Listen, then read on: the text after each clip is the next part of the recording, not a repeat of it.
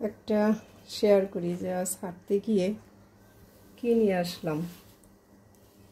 তার মধ্যে সাজিয়ে রাখি এটাকে অপরাজিতা বা নীলকণ্ঠ বলা হয়। এই ফুলটা আসলে এত উপকারী যে আপনারা চাইলে একটু গুগল করে দেখে নিতে পারেন।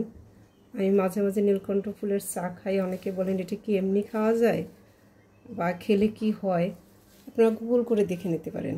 এতে থাকা যে অ্যান্থোসায়ানিন শরীরের ফ্রি রেডিকেল কমায়।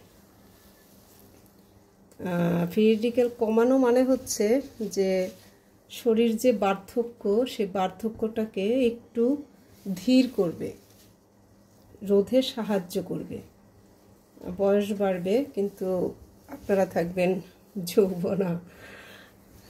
আর হচ্ছে এটা স্মৃতিশক্তি বাড়াতে এবং মনোযোগ বৃদ্ধি করতেও সাহায্য করে। কত ফুল এনেছি, এই ফুলগুলো আমি আজ রোদে শুকাবো। রোদে শুকিয়ে কৌটায় ভরে রেখে দিব, অনেক দিন চা হয়ে যাবে। আর আজ হচ্ছে এখনই চুলায় জল বসিয়ে এসেছি, এখনই হচ্ছে এই টাটকা ফুল দিয়ে আমি চা খাবো।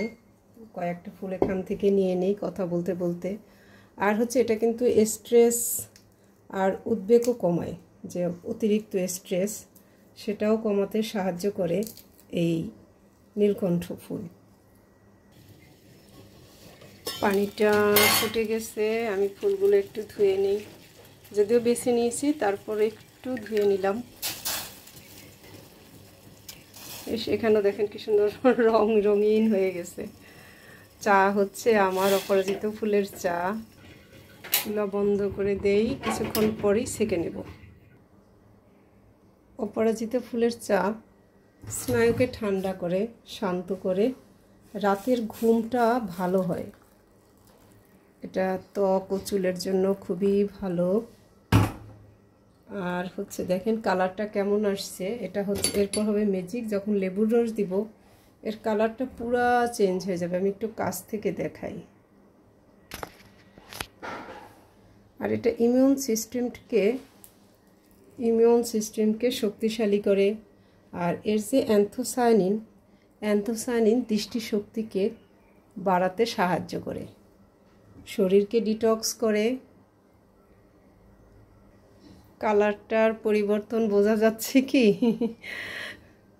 অনেক সুন্দর। শুধু চা নয়, এটা কিন্তু আপনারা এমনিতে পানিতে ভিজিয়ে ডিটক্স করেও খেতে পারেন। আজ সকালে কোনো কিছু নয়, এটা দিয়ে আমার সকালের খাওয়া শুরু হবে। আজ লেবুর রস, বেকিং সোডা কিছু নয়, নীলকণ্ঠ ফুলের চা। দারুণ।